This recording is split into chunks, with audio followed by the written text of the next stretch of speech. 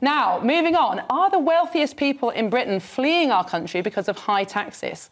Well, an analysis by the Adam Smith Institute claims that Britain is set to experience the worst exodus of millionaires anywhere in the world, and that's including comparing ourselves to Germany, France and Italy, who are all predicted to grow their share of millionaires. Maybe people are moving from Britain to the south of France.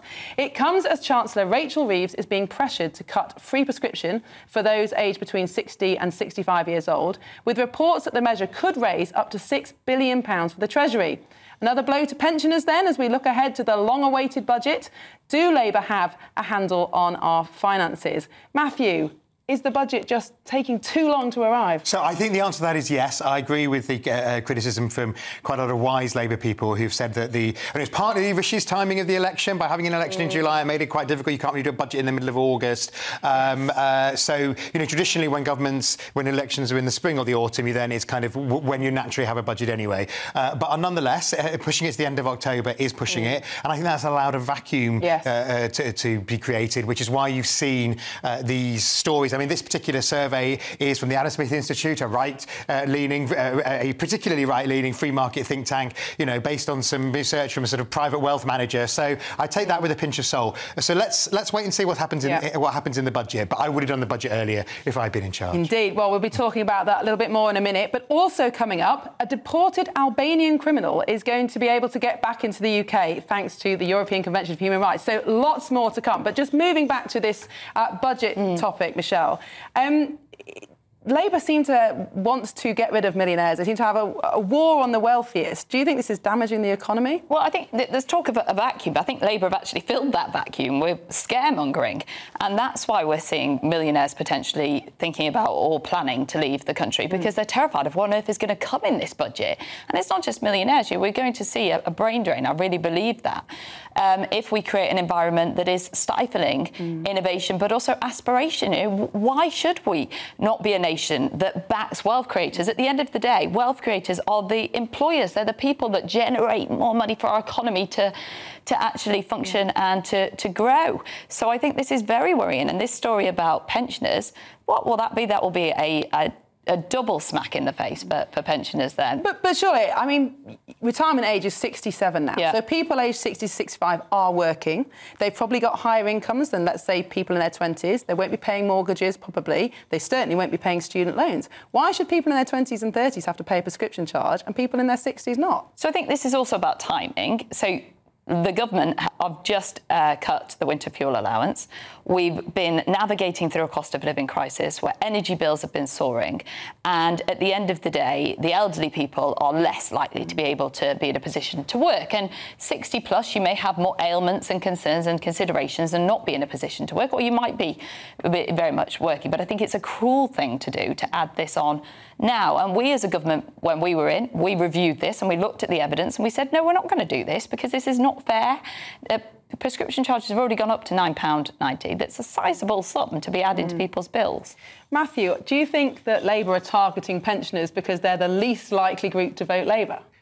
No, I don't think that. I think that the reason the winter fuel allowance was done, and it may have been a political mistake, probably it was a political mistake, was because on paper, and this is this proposal to equalise the pension age and the prescription age comes from a think tank, not from the Labour Party, not from the government, but a think tank called the Intergenerational Foundation. And people like them would say that there has been a big imbalance over the last 20 years with things like the triple lock. Yeah. Even in an age of austerity, pensioners did proportionately better than younger people and people of working age, as well as young people in general. And so I think that that's the reason that they're putting it forward. It's not going to happen.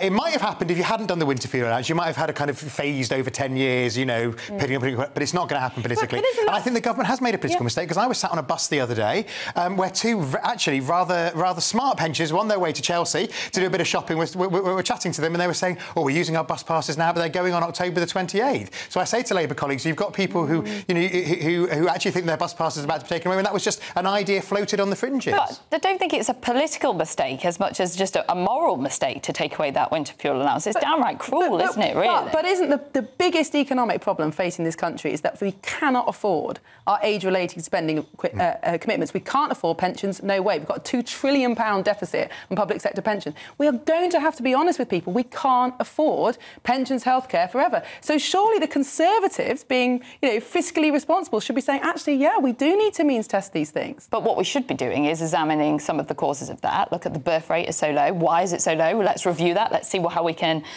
try and change that. But even if we did that today, you've got, even if suddenly magically, you've got a 20-year lag before those people pay tax. But that's why we've introduced auto-enrolment. That's why more people nowadays have private pensions than they used to as well. And we need to look at all of that. And I'm not denying the problems that we're storing up. But at the same time, we can't be allowing our pensioners to freeze to death because of this problem that we've got down the road. We need to be trying to well, the poorest pensioners will still get that. That's quite disingenuous, isn't it? Because it's only the pension credits, people that are eligible for pension credits, and those that are just above can be very much impoverished. I mean, they will get nothing. Look, I wish we had a more sophisticated. I wish we had a more sophisticated government system where things like, you know, where you had one pass to get their free prescriptions and to get their bus pass. You know, like, you know, countries like Estonia, where 99.9% of government interaction with government services can be done online. And instead, the problem was that they were literally faced with, how do we do this? Well, you've only got one lever. Either you give it to everybody or you give it to people on pension credit and nobody else. And that's what they did. And that is unfortunate for people on the cusp. And that's probably is a political and moral even mistake. If you support it,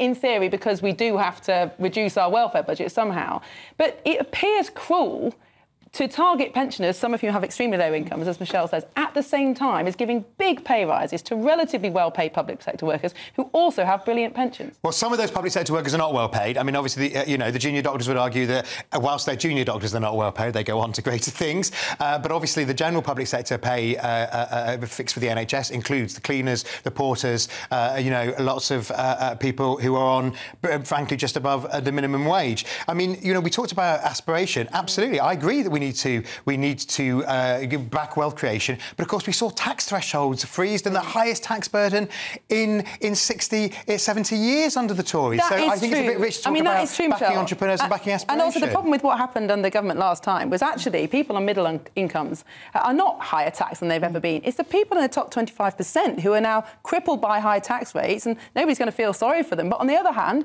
they are the people creating wealth, and the Conservatives did that. Creating jobs, etc. But what we're talking about now is this government going even further, and the speculation around this budget. Speculation, though. But some of that speculation has been fuelled directly by Rachel Reeves and Keir Starmer saying, you know, you've got to watch out for negative things coming. They've been preparing the ground, trying to manage expectations. That's coming from them. And that speculation is actually damaging growth because there's businesses now that are not investing because they're sitting on their hands waiting to see what's going to happen in this budget. There's people actively planning to potentially leave the country, as this poll shows. That's not going to be good for anyone. It's not going to be good for our state. You mentioned the NHS. You know, the NHS is funded by taxpayers.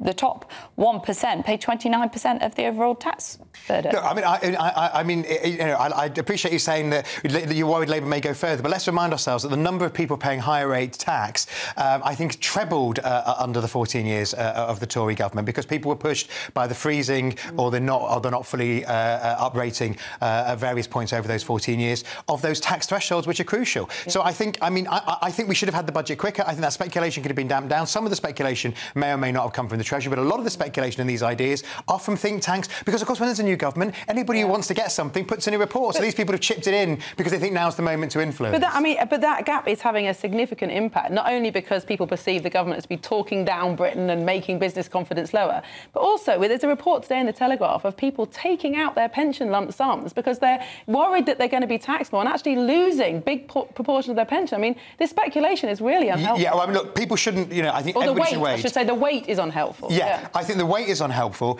because you're always going to get speculation from lots of different sources. But I think that what you're going to see is a more positive message over the last couple of weeks. You've got the investment summit on Monday, which is about bringing investment and jobs to Britain, and then you've got the budget 2 weeks later. So hopefully the vacuum will be created. And it was a mistake, and all governments make mistakes in the early days, and waiting was, in my view, a mistake. But we have got the investment summit on Monday, but it's my understanding we haven't got an investment minister yet, and they're going to be appointed over the weekend. So it doesn't really seem to me like a government that's focused on... They're not going to be an expert, are they? Are they really focused on on growth? Is that what they're going for? Because everything seems to be counterproductive to that. Everything the government's done, and I think you'll see that on Monday, and I hope it's a good name. It looks like growth. It looks like redistribution, really, to me. Well, no, I mean, because you can't look... I mean, Labour is acutely aware that you can't have a thriving NHS, you can't have thriving public services unless you have a thriving economy and a thriving private sector. And, the government is committed to getting Britain back on a growth, and that's why we've done things like unblocking the planning regulation in just 90 days, which the Tories didn't do. Liz tried it, then you got rid of it. There are lots of things that won't show immediate benefits, because obviously planning takes time to feed through, but over time we'll do that. I think the government needs to be aware that it needs to make sure headline things on growth, like people not thinking they've got to pull their pension pots out. The additional regulation that's going to be announced this week that will hit businesses as well. We need to create an environment that is hospitable to growth, which includes regulation being in the right place as well, doesn't it?